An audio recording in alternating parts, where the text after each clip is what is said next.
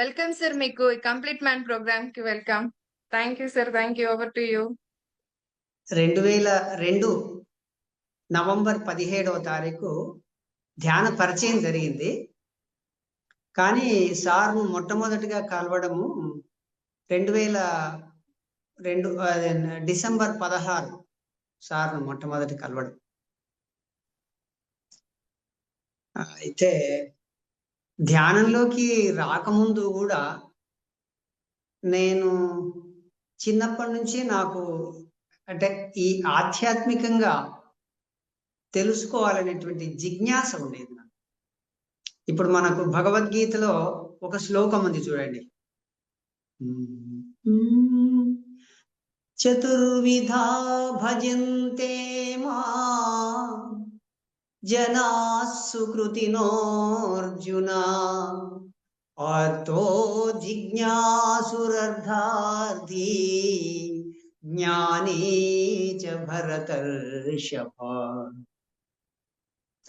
చతుర్విధా భజంతే మాం జనాః సుకృతినోర్జున ఆర్తో జిజ్ఞాసురర్థార్థి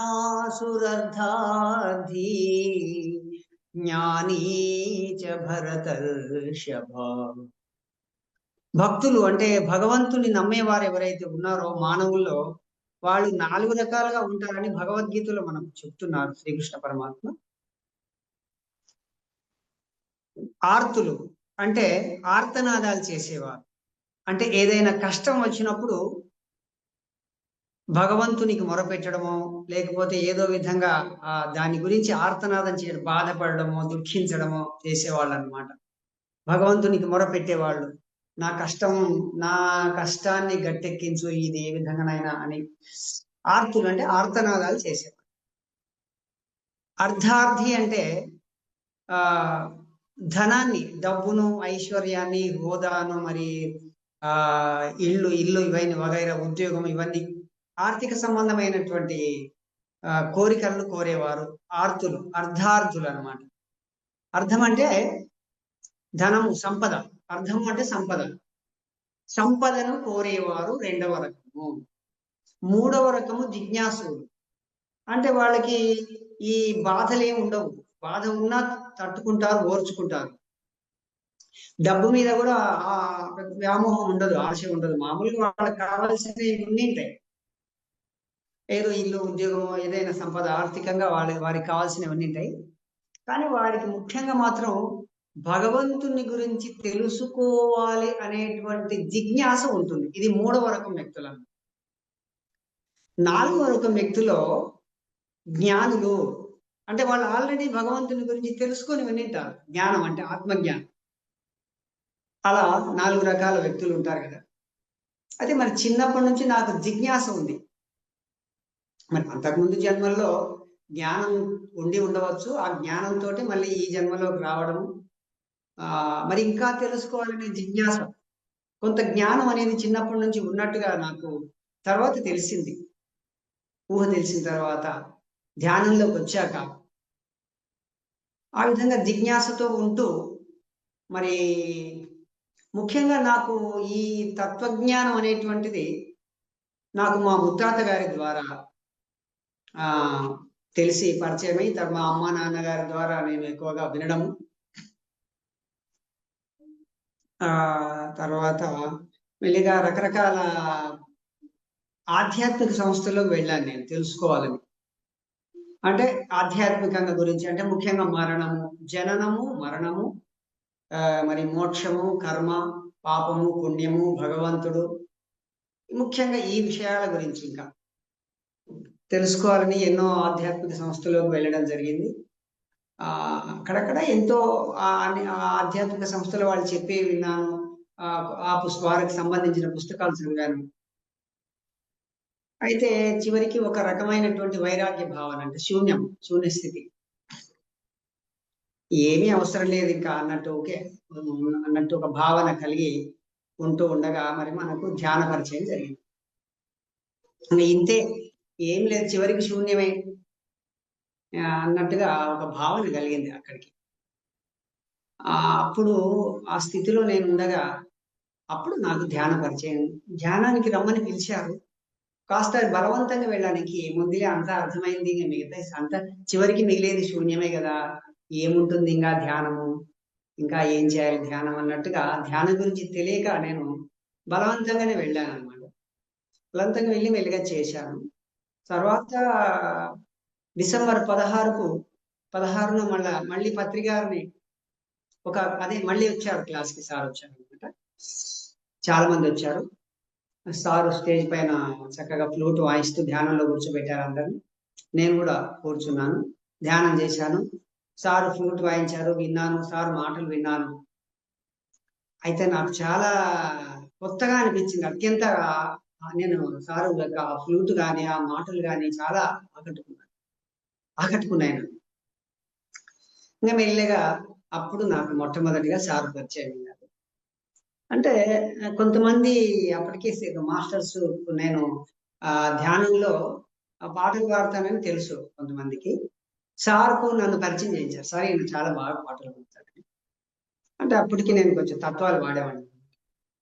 అట్లా అప్పుడు మొట్టమొదట సార్ దగ్గర ఒక తత్వం పాడాను. ఇంకా అప్పటి నుంచి మెల్లిగా ధ్యానంలో నేను పాటలు పాడుతూ ఉన్నాను. అయితే ఆ తర్వాత మెల్లిమెల్లిగా ఇంకా ఈ కొత్తకోటలో ఉండేవాడిని నేనప్పుడు.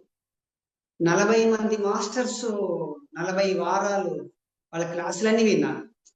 ఆ మధ్య కాలంలో మళ్ళీ పత్రి సార్ కూడా ఎన్నో సార్లు వచ్చారు. ఇంకా చాలా సార్లు ఇప్పుడు ఎక్కడికొస్తే అప్పుడు మహబూబ్ నగర్ జిల్లాలో ఎక్కడికొచ్చినా సరే మహబూబ్ నగర్ గాని, కర్నూలు గాని సారు ఎప్పుడొస్తే అప్పుడు ఇక సార్ దగ్గరికి వెళ్ళేవాడినన్నమాట. దగ్గర కూర్చోబెట్టుకొని సార్ నేను వెళ్ళేవాడిని. సార్ ధ్యానం చేసేవాడిని. సార్ సందేశాలన్నీ వినేవాడిని. ఇక సారు ఒకరోజు నా దగ్గర కూర్చున్నప్పుడు, ఒరేయ్ నీవు జీవితాంతం పాడుతూనే ఉండువురా. నీవు పాడడం కోసమే పుట్టావు అని చెప్పారు. అంటే ఒక పిరమిడ్ ప్రారంభోత్సవానికి మేము వెళ్తున్నాము. సార్ పక్కన వెహికల్‌లో పక్కనే కూర్చున్నాను సార్. సార్ సడెన్‌గా నా భుజం మీద చెయ్యేసి, ఒరేయ్ నీవు జీవితాంతం పాడుతూనే ఉండువురా. నీవు పాడడం కోసమే పుట్టావు అని చెప్పారు. నేను అనుకున్నాను సారు నా అంటే నా జన్మ ప్రణాళిక నా గురించి నాకు ఇంత క్లారిటీగా సార్ చెప్పారు కదా అనుకుని. ఇంకా నిజానికి చెప్పాలంటే నాకు చిన్నప్పటి నుంచి పాడడం అంటే చాలా ఇష్టం. పా నాకు ఎక్కువ ఈ ప్రాపంచికపరమైనటువంటి అంటే బయటికి వెళ్ళి ముచ్చట్లు, జోలి అంటే రాజకీయం గాని ఏదైనా ఏ విషయం కూడా మాట్లాడడానికి ఇష్టం ఉండేది కాదు.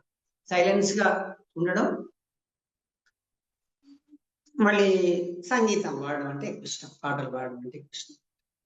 కాబట్టి నాకు ఇష్టమైనది అదే. సార్ కూడా నాకు అదే విధంగా చెప్పారు కాబట్టి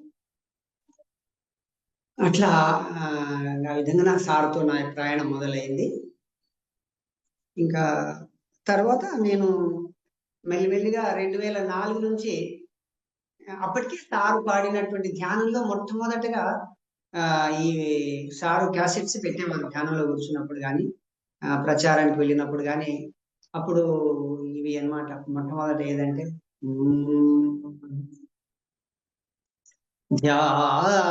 ధ్యానము చేసెదమా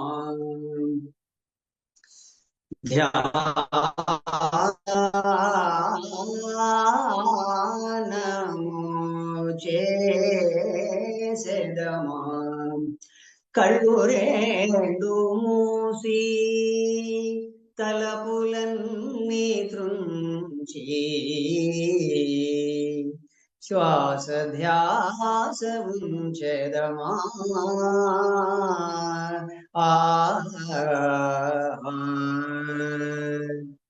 చిత్తవృత్తుల శాంతము అది ఏ ధ్యానము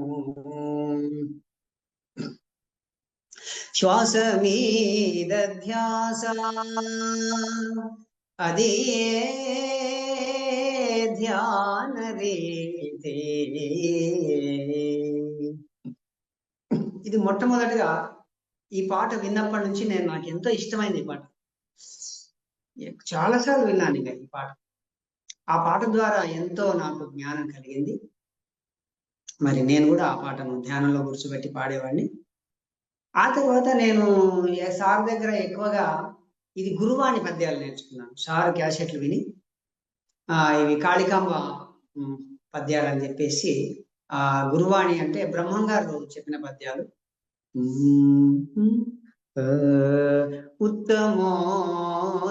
ఉత్తమోత్తమములు శ్వాస నిశ్వాస పంక్తుల రసితాను బ్రహ్మమగుట,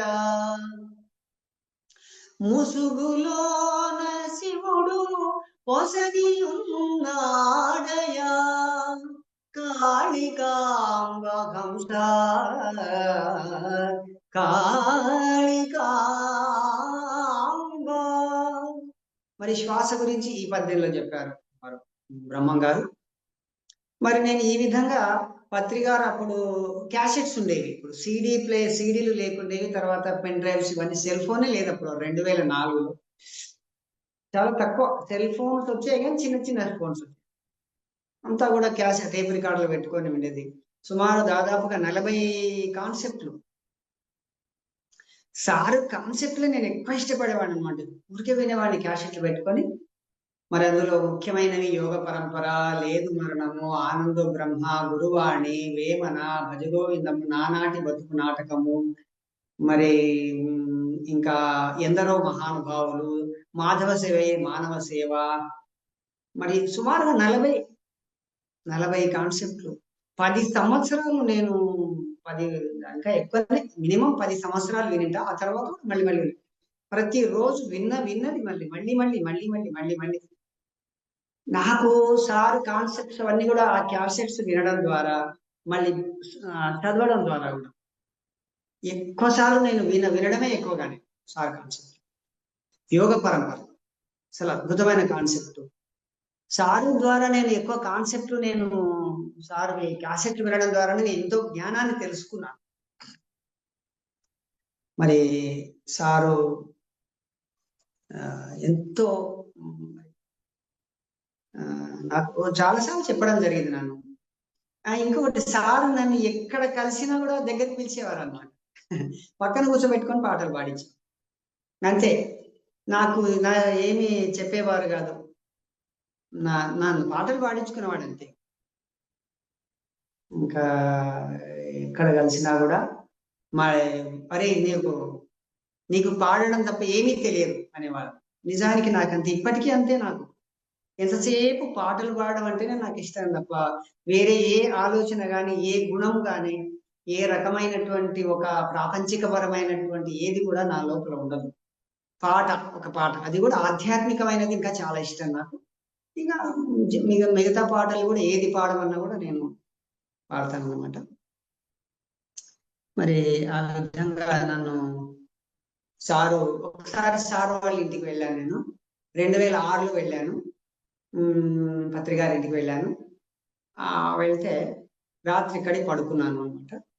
పొద్దున్నే మళ్ళీ 7 గంటలకు సారు 7 గంటలకు నా దగ్గర కూర్చోబెట్టుకున్నారు.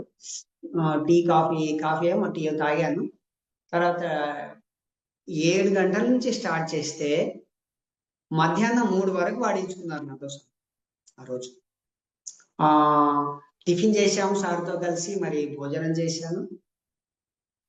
అన్ని వాడించుకున్నాడు, నాకు వచ్చిన పాటలన్నీ వాడించుకున్నాడు. కాళికాంబ పద్యాలు, తర్వాత భజగోవింద శ్లోకాలు, వేమన పద్యాలు, ఘంటసాల పాటలు, భక్తి గీతాలు, పిరమిడ్ ధ్యాన గీతాలు, భగవద్గీత శ్లోకాలు, తత్వాలు అన్ని పాడాను. అప్పుడు సార్ చెప్పారు నాకు, మరి నీవు పిరమిడ్ ధ్యాన గీతాల మాస్టర్వి, నువ్వు ఆంధ్రప్రదేశ్ అంతా తిరుగు అని చెప్పారు. అట్లా నేను అప్పటి నుంచి నేను ఇంకా ఈ ధ్యానాన్ని విడవకుండా సార్ సూచించిన పుస్తకాలు, అప్పుడు పుస్తకాలు ఏది కొత్త పుస్తకం వస్తే ఆ పుస్తకం తీసుకునేవారు. ఇంకా ముఖ్యంగా నాకు సార్ ద్వారా తెలుసుకున్నది ముఖ్యంగా ఓషో రజనీష్ పుస్తకాలు. అసలు నిజంగా పత్రి సార్ పరిచయం చేయడం అనేది గొప్ప. సార్ చెప్పకపోతే ఓషో బుక్స్ నాకు తెలియవు. అసలు ఓషో అనేది ఓషో ఒక వ్యక్తి ఉన్నాడని కూడా తెలియదు. అంత అద్భుతమైన జ్ఞానం సార్ ద్వారా నేను ఓషో గారి ద్వారా నేర్చుకున్నాను. ఓషో పుస్తకాలు సుమారుగా ఒక 60-70 పుస్తకాలు చదివాను నేను ఓషో గురించి. ఎంత జ్ఞానం అంటే అసలు నా జీవితాన్ని మలుపు తిప్పిన ఈ ఓషో రజనీష్ పుస్తకం. ఎంత ఎంత స్పష్టత అంటే ప్రపంచం మీద మొత్తం అవగాహన, ఎన్ని రకాల విషయాలు, మనుషుల మీద ఎంత అవగాహన అంటే ప్రతి మనిషిని చూస్తేనే మనకు అర్థమైపోతుంది అనమాట. ఇలా అనేటువంటిది ఎలా ఉండాలి, ఎలా మాట్లాడాలి, వారు ఎలా ఉన్నారు, మనం ఎలా ఉండాలి, మరి ప్రతి విషయం మీద కూడా ఇంత చక్కటి అవగాహన మరి కలిగింది నాకు బాగా. ఒకసారి సారు మా ఇంటికి వచ్చారు 2005లో అనుకుంటా. వచ్చి సడన్ గా నాకు నా గత జన్మ గురించి కూడా నాకు చెప్పారు సార్. నేను అడగకముందే చెప్పాను, నేనేం అడగలేదు, సారే చెప్పారు. అట్లా మరి నేను సార్తో ఎక్కువగా ట్రెక్కింగ్కి వెళ్ళాను ఒకసారి. ట్రెక్కింగ్ భైరవకోన ట్రెక్కింగ్ 2005 మరి అనుకుంటా, 2004 తెల్లవాళ్ళు పాడేవాడిని. ఎప్పుడు కూడా నన్ను పాటలే పాడించుకునేవాడు సార్. ఇంకా అంటే సార్ ఎట్లా అంటే ఫలాని వీళ్ళ లోపల ఏముంది టాలెంట్. ఇందాక మనకు మేడం చెప్పినట్టుగా మనమంతా కూడా స్పిరిచువల్ పర్సన్స్.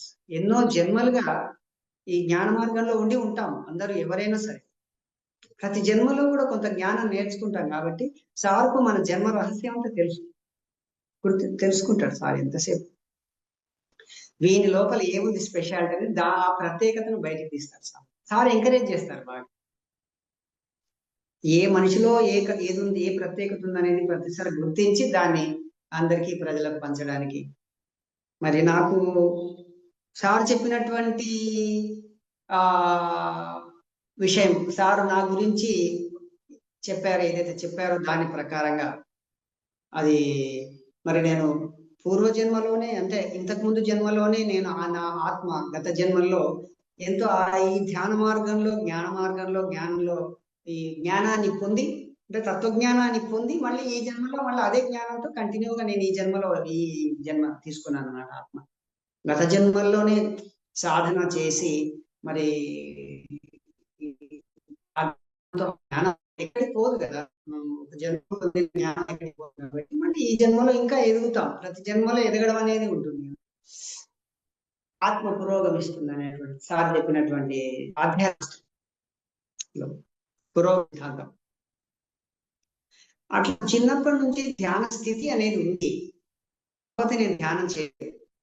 పత్రిసార్ దగ్గరకు వచ్చిన తర్వాతనే నాకు పిఎస్ఎస్ఎం ద్వారానే నాకు ధ్యానం పరిచయం. కాబట్టి మరి ఆ విధంగా సార్ నాకు చెప్పారు. మళ్ళీ ఇంకొక 2014లో అయితే మరి సారు కర్తాలు స్టేజ్ మీద అయితే నన్ను మరి పాటలు పాడించి 2 చేతులతో పైకి ఎత్తుకున్నారు. 1.5 నిమిషం నన్ను ఎత్తుకున్నారు బాగా. ఇది నాకు జీవితంలో అత్యంత ఆనందకరమైన విషయం. మరి సార్ పాటలంటే ఎంత ఇష్టమో, సంగీతం అంటే ఎంత ఇష్టమో, ఒక ఆత్మ యొక్క క్వాలిటీ అసలు ఎంత సారు గుర్తిస్తారు. అది నాకు జీవితంలో చాలా అద్భుతమైనటువంటిది. అయితే సారు ఈ సత్యవంతం నాకు అర్థమైంది. నేనేమర్థం చేసుకున్నానంటే, ఇప్పుడు నేను అంతకుముందు నేను అన్ని రకాల పాటలు పాడేవాడిని. అంటే భక్తి గీతాలు, ఘంటసాల పాటలు కానీ, జ్ఞానం ఈ సత్యం అర్థమైన తర్వాత ఇంకా పత్రిసార్ చెప్పిన ఏదైనా కూడా అల్టిమేట్, ఇంకా అవతల ఏంది లేదు, ఇంకా అంత అల్టిమేట్ చెప్పారు సారు కాన్సెప్ట్స్ విన్న తర్వాత ఇంకా ఏ సంస్థది ఆధ్యాత్మిక పుస్తకం నాకు అర్థమయ్యేది అనమాట. అక్కడ సత్యం ఉందా లేకపోతే కొంత రకరకాలుగా ఉండేది, సూటిగా ఉండకపోయేది వేరే పుస్తకాలు. అప్పుడు నేను ఏం చేశానంటే, ఇంకా ఈ పాట ఆధ్యాత్మికంగా ఒక పాట దొరికింది అనుకోండి, సత్యం సూటిగా ఉందా లేదా అని చెక్ చేస్తూ మరి నేను సెలెక్ట్ చేసి సార్ దగ్గర తీసుకెళ్ళి ఈ పాట పాడాలన్నమాట. అట్లా ఎన్నో పాటలు, చాలా మందికి ఇంకా చాలా అద్భుతమైనటువంటి పాటలు ఇంకా ఉన్నాయి. ఇంకా ధ్యానంలో నేను ఎదిగే కొద్దీ, ముందుకు వెళ్ళే కొద్దీ, నేను అప్డేట్ అయ్యే కొద్దీ నేను రకరకాల పాటలు నేను టేకప్ చేశాను. అంటే సేకరించి పాడడం మొదలు పెట్టాను. రోజు రోజుకు ఎప్పుడంటే అప్పుడు కొత్త కొత్త పాటలు వచ్చాయి. కొన్ని సినిమాలు కూడా ఉంటాయి, అవి మనకు తెలియవు పాటలు. మనం వినింటే మర్చిపోయింటాం.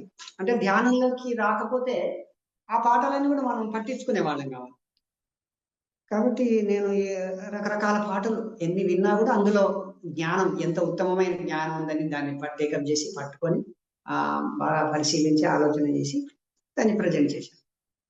అట్లా చివరికి ఎన్నో పాటలు, కొన్ని ఒక 100కి పైగా పాటలు సేకరించి సార్ దగ్గరికి తీసుకెళ్తే వాటన్నిటి కూడా కొన్ని పాటలు సార్ తీసేసి, అంటే భక్తి గాని, వర్ణన గాని, ఆరాధన గాని లేదనమాట. ఒక వ్యక్తిని ఆరాధించడం, ఒక దేవుణ్ణి వర్ణించడం, స్తోత్రం చేయడము, దేవుళ్ళ పేర్లు ఇవన్నీ లేవు మనకు. కాబట్టి అలాంటి పాటలతో ఒక బుక్ను కూడా సారు పిరమిడ్ ధ్యాన గీతాల పుస్తకాన్ని ఒకటి ప్రింట్ చేయమని చెప్పారు. అద్భుతంగా అందులో 100కు పైగా పాటలు ఉంటాయన్నమాట. అయితే ఇందులో మనకు ముఖ్యంగా మరి నేను ఇట్లా సేకరించిన పాటల్లో ఒక అన్నమాచార్య కీర్తన అసలు ఎంత అద్భుతంగా ఉంటుందంటే, పరమయోగీశ్వరుల పద్ధతి, ఇది పరమయోగీశ్వరుల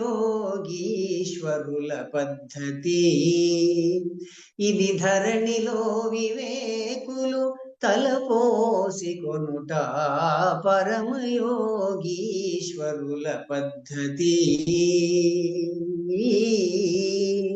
మొదల నాత్మ జ్ఞానము తెలిసి పిమ్మట, హృదయములోని హరినెరుగుట, మొదల నాత్మ జ్ఞానము తెలిసి పిమ్మట, హృదయములోని హరినెరుగుట, ఉదుటైన ఇంద్రియాల నొడిసి వంచుకొనుట, ఉదుటైన ఇంద్రియాల నొడిసి వంచుకొనుట, గుదిగొన్న తనలో కోరికలుడుగుట, పరమయోగీశ్వరుల పద్ధతి, ఇది పరమయోగీశ్వరుల పద్ధతి, తన పుణ్య ఫలములు దైవము కొసగుట, పనివడి అతనిపై భక్తి సేయుట, తన పుణ్య ఫలములు దైవము కొసగుట, పనివడి అతనిపై భక్తి సేసుట, తనివితో నిరంతర ధ్యాన యోగ పరుడౌట, తనివితో నిరంతర ధ్యాన యోగ పరుడౌట, మనసుతో ప్రకృతి సంబంధం మరచుట, పరమయోగీశ్వరుల పద్ధతి, ఇది పరమయోగీశ్వరుల పద్ధతి, నడుమ నడుమ విజ్ఞానపు కథలు వినుట, చిలుముడినాచార్య సేవ సేయుట, ఎడయక శ్రీ వెంకటేశు పై భారము వేసి, ఎడయక శ్రీ వెంకటేశు పై భారము వేసి, కడు వైష్ణవులతో గలిగి సుఖించుట, పరమయోగీశ్వరుల పద్ధతి. ఈ విధంగా మరి అన్నమాచార్యులకి ఇది చాలా మంది విని ఉండరు. అంటే దీన్ని ఎందుకు నేను సేకరించి మరి ఈ విధంగా పాడుతున్నానంటే, అందులో ఉన్న సత్యం అట్లా. అంటే పత్రిగారి యొక్క ప్రేరణ, పత్రిగారు చెప్పిన జ్ఞానం ద్వారా నాకు ఏ పాటలో సత్యం ఉంది అనేది వాటిని తెలుసుకొని నేను పాడేవాను అనమాట. అట్లా ఇప్పటి వరకు ఎన్నో పాటలు, కొత్త కొత్త పాటలు సేకరించి పత్రిగారి ప్రేరణతోటి నేను పాడుతున్నాను. మరి సారు ఒకసారి భైరవ కోనలో నేను రాత్రిపూట పాటలు పాడుతున్నాను. సార్ ఎక్కడో ఉన్నారు. మరి నా పాట విని దగ్గర కూర్చొని పాటంతా విన్న తర్వాత అదే అసాధ్యుడు ఎవరో నువ్వు అని కూడా అన్నారు సారు. మరి ఇప్పటి వరకు కూడా నేను ఎంతో ఆనందంగా ఉన్నాను. ఈ ధ్యానం ద్వారా, జ్ఞానం ద్వారా, పాటలు పాడడం ద్వారా ఎంతో జ్ఞానంతో మరి ప్రపంచంలో ఎంత ఆనందంగా జీవించాలి, ప్రతి ప్రతి క్షణం కూడా ఆనందమే. ప్రతి మనిషి కూడా అర్థమవుతూ ఉంటారు. మరి ఏ సమస్యలు అంటే ఏ ఏ టైంలో ఏ సమస్య వచ్చినా కూడా దానికి మరి నిలబడము, అది సమస్య తీరిపోతుంది. మళ్ళా ఆనందం, మళ్ళా ఆనందం, ఆనందం, ఆనందమే ఆనందం. మరి నేను ఎంతో మంది విద్యార్థులకు స్కూల్లో పనిచేయడం వల్ల ధ్యానం నేర్పాను. ఇప్పటికి కూడా నేను ప్రతిరోజు పిల్లలకు, నా దగ్గరికి ఒక 30 మంది పిల్లలు వస్తుంటారు.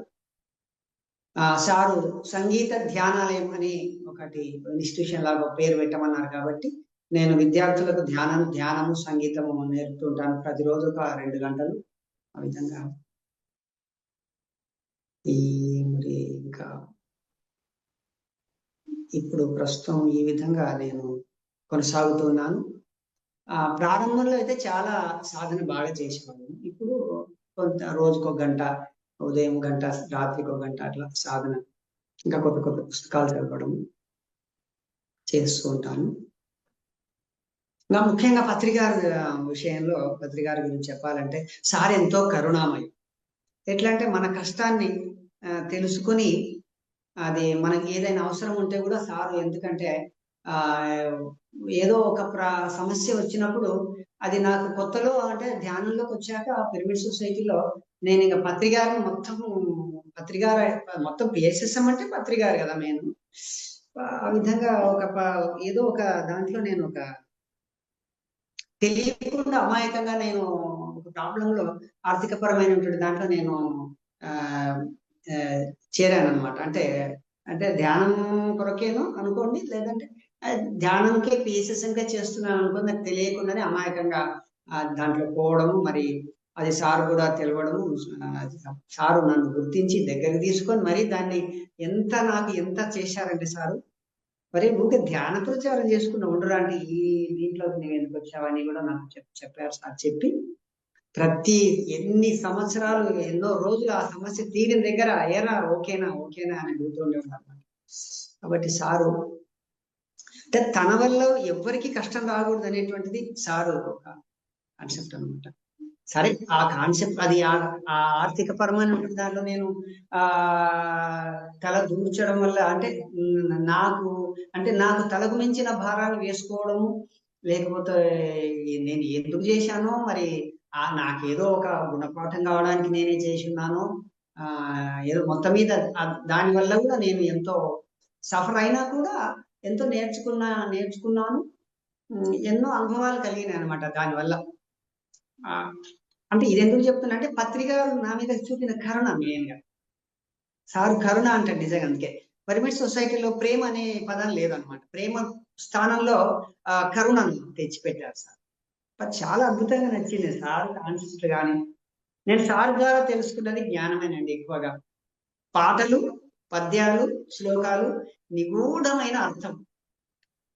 పత్రిక ద్వారా నేను పాటల ద్వారా ప్లస్ సార్ కాన్సెప్ట్స్ ద్వారా ప్రతి క్షణం వారిని గమనించడం, వారి మాటలు వినడం ద్వారా ఎంత స్పష్టంగా అరటిపండు వంచిపెట్టినట్టు సులభమైన పదాలతో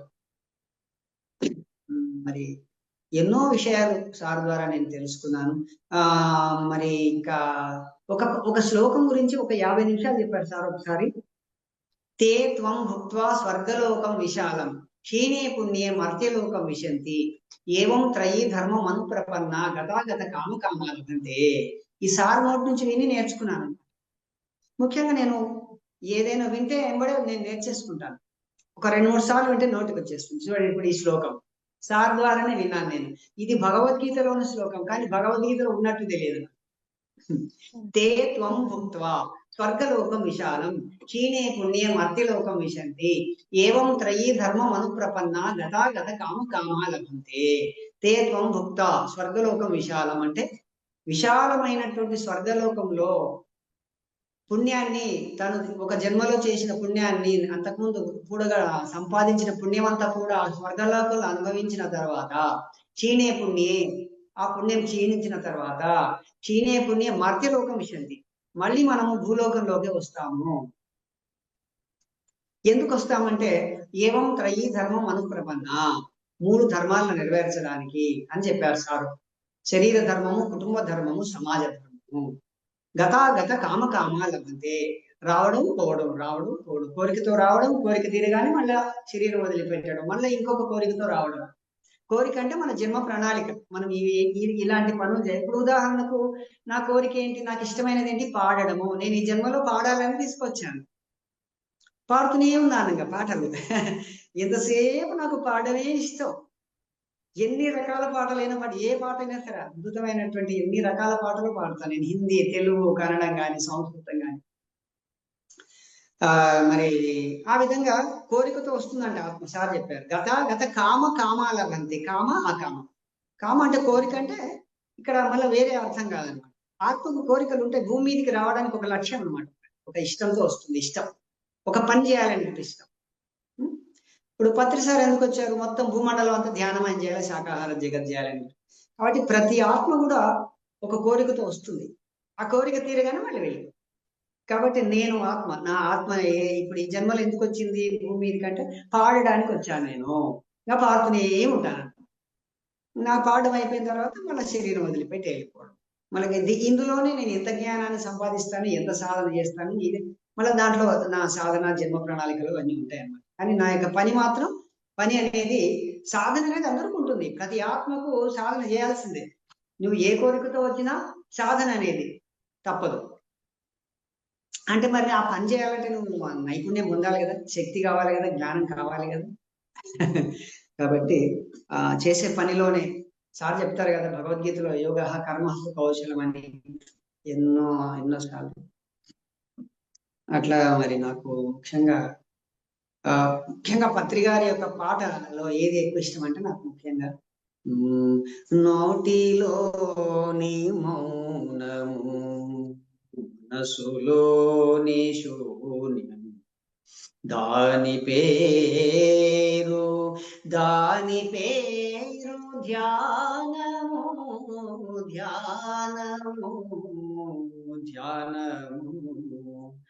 మాటలోని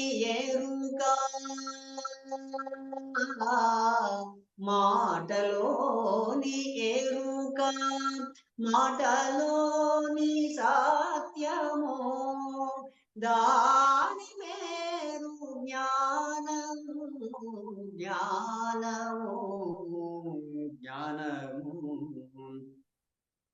చేతలోని న్యాయము, చేతలోని వినయము, దాని పేరు ధర్మము.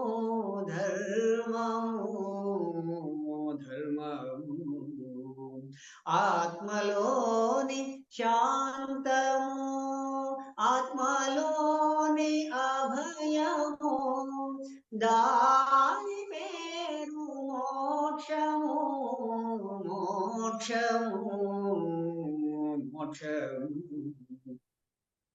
ధ్యానమే భోగము, జ్ఞానమే వైభోగము, సత్యమే దైవము.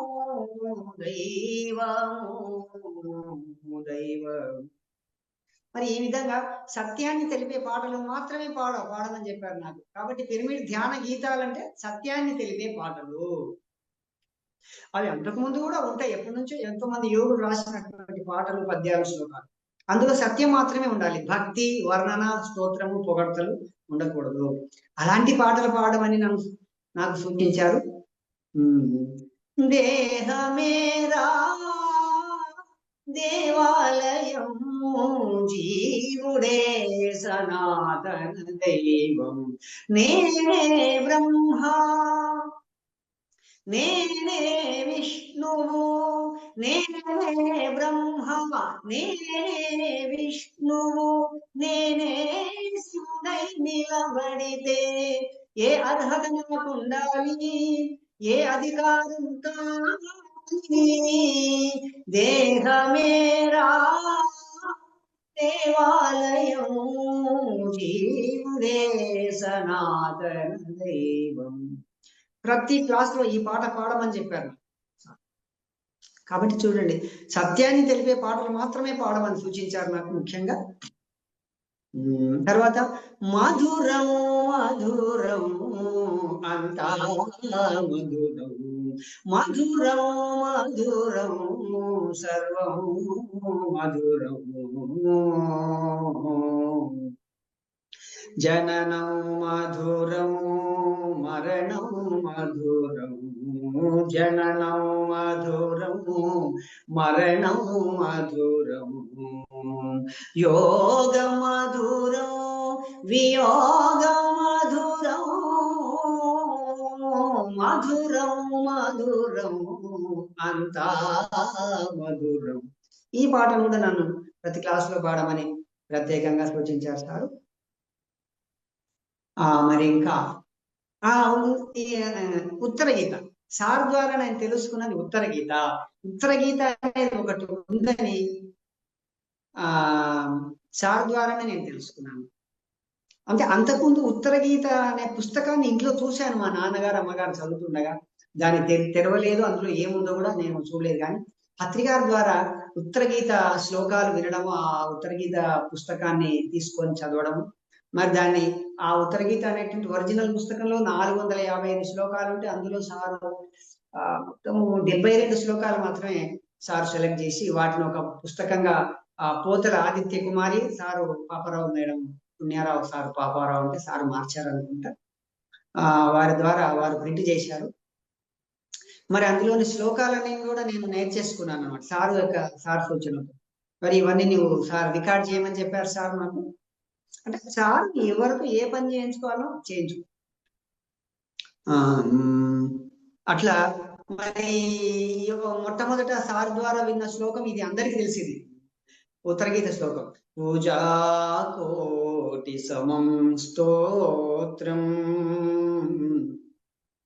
స్తోత్ర కోటి సమో జప, జప కోటి సమం ధ్యానం, ధ్యాన కోటి సమోలయ, ధ్యాన కోటి సమోలయ. ఈ శ్లోకాన్ని చెప్పారు. ఆ తర్వాత ఇంకా మిగతా అన్ని కూడా ఇంకా మొత్తం 72 శ్లోకాలు, మొత్తం 73 ఉన్నాయి. 73 శ్లోకాలు సారు సూచించిన శ్లోకాలు ఒక పుస్తకంలో ఉన్నాయి. ఉత్తర గీత అంటే భగవద్గీతని అని, కృష్ణుడు అర్జునుడికి చెప్పిందని, వ్యాస మహర్షి రాసిందని నాకు సార్ ద్వారానే తెలిసింది. ఈ విధంగా ఎన్నో తెలియని విషయాలు సార్ ద్వారా నేను తెలుసుకోవడం జరిగింది. మరి ఇంకొకటి, ఉత్తర గీత శ్లోకంలో ముఖ్యమైనది ఎప్పుడు చాలా ప్రతి క్లాసులో పాడుతుంటాను. ఆహార నిద్రా భయమైధునాని సామాన్యమే తత్పశుభిర్నరాణాం, జ్ఞానం నరాణామధికో విశేషో, జ్ఞానేన హీనః పశుభిః సమానః. అంటే మనుషులకు జంతువులకు తేడా చెప్పారు సార్. పశువులకు మనుషులకు ఏంటి తేడా? పశువులకు జ్ఞానం లేదు, మనుషులకు జ్ఞానం. పశువులకు మానవులకు సేమ్ తేడా ఏమిటి? సామాన్యం, కామన్ ఏమిటంటే తినడం, పడుకోవడం, మరి పిల్లల్ని కనడం, సంతానోత్పత్తి చేయడం, మరియు భయపడడం. ఈ 4 అంశాలు. ఆహారం తినడము, మరి నిద్రపోవడము, సంతానోత్పత్తి చేయడము, భయపడడం. ఈ 4 అంశాలు పశువులకు ఉన్నాయి, మనుషులకు ఉన్నాయి. ఇంకా మరి మనుషులకు మాత్రమే ఒకటి ఉంది, జ్ఞానం, పశువుల్లో లేదు. ఇది కూడా ఉత్తర గీత శ్లోకము. ఈ విధంగా మరి సార్ ద్వారా ఎంతో జ్ఞానాన్ని తెలుసుకోవడం జరిగింది. మరి అదే విధంగా సార్ సూచించిన మార్గంలో నేను జీవితాంతం పాడుతూనే ఉండరా అనే ఒక మాట చెప్పారు. కాబట్టి నేను సారు మాటకు నేను అంకితమై ఉన్నాను. జీవితాంతం ఒకే మాట మీద. ఎవరైనా ఒక గొప్ప మహానుభావుడు ఎవరైనా ఒకరు చెప్తే నేను దాని జీవితాంతం పాటిస్తాను. అది నాకు ఇష్టమైతే, నచ్చితే, అందులో సత్యం ఉంటే. ఇంకా సార్ చెప్తే సత్యమే కదా. ఇంకా సారే కాకుండా ఇతరత్ర ఎవరైనా నాకంటే సీనియర్స్ మాస్టర్స్ కానీ, నా పెద్దలు కానీ ఏదైనా ఒకటి చెప్తే నాకు ఇట్లా పాటించడం అంటే చాలా ఇష్టం. ఇట్లా అందుకని పత్రికారు చెప్పినది ఇప్పటికీ నేను పాటిస్తున్నాను. ఎక్కడ ఎవరు పిలిచినా కూడా నేను పాటల ద్వారానే నేను ఈ జ్ఞానాన్ని పంచుతూ ఉంటాను. అందులో ఉన్న మర్మాలు కానీ మళ్ళీ హిందీ కావచ్చు, తెలుగు కావచ్చు. మరి ఆ తర్వాత ఎస్ సార్. ఉత్తర గీత శ్లోకాలు కూడా నేను రికార్డ్ చేశాను 72. అంతేకాకుండా 2006లో మా తమ్ముడికి నేను ధ్యానం పరిచయం చేసిన తర్వాత, మా తమ్ముడు రచయిత అన్నమాట. పిరమిడ్ ధ్యాన గీతాలు ఎన్నో రాశారు. ఆ శాకాహారం పైన పాటలు రాశారు మా తమ్ముడు. శటగోపం శ్రీనివాస్ అంటే మా పిన్ని కొడుకు. అక్కడ సోలీపురం అనే గ్రామంలో ఒక జీవ సమాధి, అంటే హిమాలయ యోగి యొక్క జీవ సమాధి ఉంది. అక్కడ ఆంజనేయ శర్మ సార్ గారి ఆధ్వర్యంలో 40 రోజులు 10 గంటల ధ్యాన సాధన జరిగింది. అక్కడ సుమారుగా ఒక 15 పాటలు రాశారు మా తమ్ముడు. అందులో ఈ శాకాహార గీతాలు ఒక 4 ఉన్నాయన్నమాట. మీరు అందరికీ తెలిసిన పాట ఇది. మాంసాహారం మానే రోజు రావాలి, మానవులంతా శాకాహారులు కావాలి, ప్రాణిగా ప్రాణముతోనే ఉంచాలి, ప్రాణులు అంతా సుఖశాంతుల జీవించాలి. ఈ పాట మరి ఎంత మందిని ప్రభావితం చేసిందో ఈ పాట ద్వారా. మరి శాకాహార ర్యాలీ, ప్రతి జిల్లా ర్యాలీలో కూడా ఈ పాట వినిపిస్తుంటారు. ఆ విధంగా మరి పత్రి గారు కూడా ఎంతో ఇష్టపడ్డారు ఈ పాటని. ఎన్నోసార్లు విన్నాను అని చెప్పారు సారు. ఆ విధంగా సార్ ఎంతో ఎంకరేజ్ చేస్తారనమాట. Yes sir. ఇదండి నా కథ ఇప్పటి వరకు అయితే. Super sir. మీరు పాటలు పాడుతుంటే మేము ఈ రోజు అంతా ఇలా వినుకుంటూనే కూర్చుంటాం అనమాట. మాకైతే ప్రాబ్లం లేదు. నాకు ఇంకేం తెలియదు మేడం, నాకు ఏమీ తెలియదు, పాడడం ఒక్కటే తెలుసు. అది చాలు కదండి సార్, ఇంకేం తెలియదు అంటారు. అసలు ఏంటో తెలిసింది అంటే మిగతా విషయాలు జనరల్ గా మాట ప్రభావమే ఉంటది సార్. ఒక మనిషికి, ఆపోజిట్ మనిషికి మాట ప్రభావం ఎక్కువగా ఉంటుంది. అలాంటిది పాటతో ఇంకా దగ్గరకు అవుతున్నారు మీరు. అంటే వాళ్ళ మనసుకు దగ్గర అవుతున్నారు కదా, అది చాలు కదా. ఎంతమంది కోసం సార్ మమ్మల్ని పాడమంటే మేము పాడతాం, అసలు పాడలేం, రాదని చెప్పేస్తా. సో అలాగా మీరు ఎంత చక్కగా, దట్టు ధ్యానం కోసమే పత్రి సార్ ఏదైతే మీకు సూచించారో, ధ్యానం కోసమే పాడు, ధ్యాన గీతాలు అంటూ పాడు, అందరితో నువ్వు ఇలా మమేకం అయిపోయి ముందుకు వెళ్ళిపో అని చెప్పిన ఆ మాటకి మీరు ఇలా ఉండటం అనేది సామాన్యమైన విషయం కాదు కదండి సార్. అవును మేడం, జీవితాంతం కట్టుబడి ఉన్నాను నేను. 6 మాటకు శిరస వహించి ఉన్నాను. ఇంకొకటి, పిరమిడ్ ధ్యాన గీతాల మాస్టర్ అని నాకు సారు పేరు పెట్టడం అంటే సామాన్యమైన విషయం కాదు మేడం. పిరమిడ్ ఇంకోటి సారు పాటలు, ఇంకొకటి 9 పాటలు ఉన్నాయి సారు స్వయంగా రాసిన పాటలు 9 ఉన్నాయి. అవి ఎవ్వరు అసలు ఎంత అంటే అవి పాడడానికి ఎవరు సాహసం చేయరు.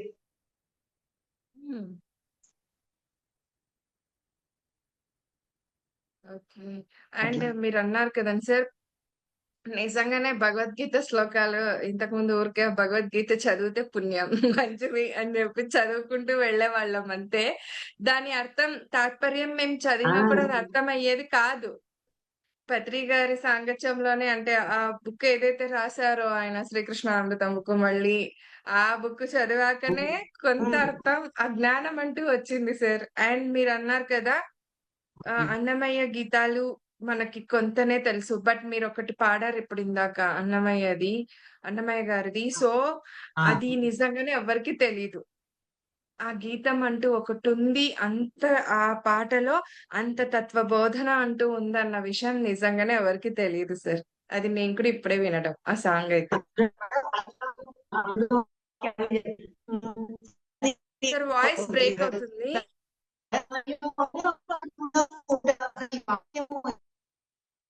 సార్, వినిపించట్లేదు.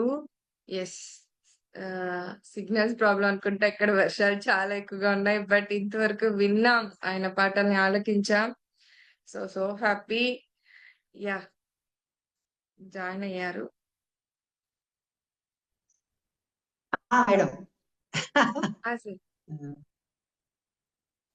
Signal problem. నమస్కారం మేడం. ఎందుకు సార్? మీరు కనిపిస్తున్నారు నాకు మేడం. మీకు నమస్కారం మేడం. నమస్తే సార్. సార్ నేను చెప్పాలి, మీరు అడగగానే ఫస్ట్ ఆఫ్ ఆల్ ఒప్పుకున్నందుకు నేను చెప్పాలి మీకు థ్యాంక్స్ అండి. Thank you so much. So మీరు మళ్ళీ మళ్ళీ రావాలని మీరొక కూడా కోరుకుంటున్నాను. తప్పకుండా ఫస్ట్ మేడం. తప్పకుండా. మీకు నెక్స్ట్ 1 అవర్ ఇచ్చేస్తాను సార్. 1 అవర్. ఎందుకంటే మీరన్నారు కదా! కేవలం ధ్యానం గురించే పాటలు పాడాలి, అది ఎక్స్‌ప్లెయిన్ చేసి చెప్పాలి అవన్నీ అని చెప్పేసి, ఇక్కడ, ఇక్కడ చూస్తున్న అంటే ఇది యూట్యూబ్‌లోకెళ్ళిపోతుంది ఈ వీడియో. ఎంతో మంది చూస్తారు సార్. ఇది చాలా ఇంపార్టెంట్. అందరికీ ఈ తత్వబోధన అనేది తెలియాలి. వాళ్ళేమంటారు అలవర్చుకోవాలి. సో, ఏంటి అసలు తత్వం అంటే ఏంటనేది. ఇందాక మీరు పాడారు కదా! అన్నమయ్య గీతం. హ్మ్. అది ఎవరికీ నిజంగానే తెలీదు. ఇప్పటిదాకా ఎవరికీ తెలీదు కూడా ఆ మేడం. పాటైతే తెలీదు. జస్ట్ ఎంతసేపున్నా మూవీలో వచ్చే ఆ సాంగ్స్‌ని పాడి వినిపిచ్చడమే తప్ప, ఆయన ఏం అదే కదా! చెప్పారు అసలైన తత్వాన్ని ఒక యోగి అయ్యుండి మరి ఎలా బోధించారనేది విషయం ఎవరికీ తెలీదు సార్. సో, ఇప్పుడే ఇందాకే అనుకున్నాను. మీ ద్వారా ఇలాంటి ఒక కార్యక్రమం చేయించాలి. అందరికి అందివ్వాలి. మన ప్రేక్షకులకు కానీ, చూసే వాళ్ళకి కానీ. సో, అందివ్వాలని నన్ననిపిచ్చింది. సో, చేయండి మేడం. తప్పకుండా ఇదిగో మీరంటూ ఎన్నో నాకు ఇట్లాంటి తెలియని పాటలు ఎన్నో ఉన్నాయి గదా! మీరు మీ కార్యక్రమాలకు మీరు ఎన్ని సార్లు రమ్మన్నా వస్తాను. ఆ తెలియని షూర్. పాటలన్నీ పరిచయం చేస్తాను నేను. తప్పకుండా చేయాలి కూడా. తెలుసుకోవాలి కూడా. హ్మ్. ఎందుకంటే పత్రి గారు ఉన్నందుకే మీరన్నట్లుగా ఓషో గారు తెలీదు. అసలు నాకైతే గనక ఇంతమంది గురువులున్నారా ఈ ప్రపంచంలో అన్న విషయమే తెలీదు. నిజంగానే తెలీదు. ఆ! ఆ! ధ్యాన మార్గంలోకొచ్చాకే పత్రి గారు అన్ని బుక్స్ మనతో చదివిచ్చాకనే ఓహో! ఇంతమంది గురువులున్నారా? మన మన భారతదేశానికి చెందిన వాళ్ళు ఇంతమందున్నారా? ఎంతసేపున్నా మాకు ఫోటోలో ఉన్న దేవుళ్ళు వాళ్ళే తెలుసు. గురువులంటూ అంతే కదా! ఉన్నారన్న విషయమే తెలీదు సార్. తెలీదు ఎంత మేడం. అజ్ఞానంలో బ్రతికామో, ఎంత గుడ్డి బ్రతుకు బ్రతికామో, అలా కాకుండా అజ్ఞానం నుంచి జ్ఞానం వైపుకి ఇప్పుడు అడుగులు పడుతూ వస్తున్నాయి. ఈ పడుతున్న వేళ మరి ఇలాంటి విషయాలన్నీ ఇంకా ఇంకా రావాలి. ఇంకా తెలుసుకోవాలి. తెలిసింది ఇంతే, తెలుసుకోవాల్సింది ఇంతుంది చాలా. ఎంతో ఉంది కదా! కాబట్టి హ్మ్. సో, తప్పనిసరిగా సార్ మీరు నాకు సమయాన్నంటూ ఇస్తే, ఏ రోజున అనేది మీరే నాకు డేట్ ఫిక్స్ చేసి చెప్పండి. తప్పనిసరిగా నేను చెప్తాను. కావాలి కూడా. నేను ఇస్తాను. ఇది హ్మ్. అందరూ తెలుసుకోవాలి కూడా. నాకు 1 అవర్ ఇచ్చినా నిజంగా సరిపోతుంది. అవును సార్. అందుకే అనుకున్నా. అన్ని కొత్త కొత్త పాటలు ఎవరు వినని నేను పరిచయం చేస్తాను. Yes sir. కావాలి. అందుకే అడుగుతున్నాను. తెలుసుకోవాలని. Thank you sir. Thank you so much. Okay madam. Sir మీరు అద్భుతంగా పాడుతున్నారు. Thank you very much. Okay sir. Yes. Thank you ఉండనా? ఫ్రెండ్స్. వీక్షించారు కదా! చెప్పండి సార్. లేదంటే ఉండనా మేడం? Yes sir. క్లోజ్ చేసుకుంటున్నాము ఇంకా. ఆ! Yeah! Thank you. Yeah! Friends వీక్షించారు కదా! ఇవాల్టి ఈ సజ్జన సాంగత్యం ఎలా ఉంది మరి? చూడబోతున్న వారికైనా కూడా చాలా ఈ కంప్లీట్ మనకు ఉద్దేశమే ఏంటంటే, అందరికీ ఉపయోగపడాలి. అసలైన జ్ఞానం అందివ్వబడాలి. సో, అనేదే అండి. సో, ప్రతి ఒక్కళ్ళు కూడా వారు నేర్చుకున్న విషయానికి ఎంత కట్టుబడి ఉన్నారు. అండ్ ఇందాక మళ్ళీ మళ్ళీ రిపీట్ చేస్తున్నానని అనుకోవద్దండి. గుడ్డిగా అయితే ఏది వెళ్ళొద్దు. నేర్చుకున్న విషయాలని దేన్నైనా సరే ఫ్రెండ్స్ మళ్ళీ మళ్ళీ రిపీట్ చేస్తున్నాను దయచేసి. So, thank you so much. రేపు మరొక మాస్టర్ యొక్క ఆధ్వర్యంలో ఈ సజ్జన సాంగత్యాన్ని కొనసాగించుకుందాం. మరి అంతకంటే ముందుగా ఒక పని చేసేసేయండి. ఈ శ్రీ శక్తి పిరమిడ్ మెడిటేషన్ ఛానెల్ ద్వారా పత్రిజీ ఫీలింగ్స్ అన్న ఈ 2 యూట్యూబ్ ఛానెల్స్ ద్వారా మీకు ఈ కార్యక్రమం అక్కడ అందివ్వబడుతుంది. అండ్ ఇంతవరకు ఆదరించిన వారికి, ఆదరిస్తూ వస్తున్న వారందరికీ కూడా కృతజ్ఞతలు తెలియచేసుకుంటూ మరి లైక్ చేయండి, షేర్ చేయండి, సబ్స్క్రైబ్ చేయండి ఈ ఛానెల్స్‌ని. మరి లైక్ అండ్ షేర్ చేస్తే కనుక ఈ జ్ఞానం, ఈ విజ్ఞానం మనతో ఆగిపోకుండా మనం 10గురికి అందించిన వాళ్ళవుతాము కనుక. సో, అలాగే పక్కనున్న బెల్ ఐకాన్‌ని ప్రెస్ చేస్తే ఇలాంటి విజ్ఞానవంతమైన నోటిఫికేషన్స్‌తో ఇక ముందు ఇంకా ఉంటాం. అలాగే కామెంట్స్ రూపంలో మీ అభిప్రాయాన్ని తెలియచేయటం అసలు మరవద్దు. మాకెంతో సపోర్ట్‌ని, ప్రోత్సాహాన్ని అందించిన వారవుతారు కనుక. Thank you so much. Thank you. మరొకసారి కృతజ్ఞతలు. ధన్యవాదాలు.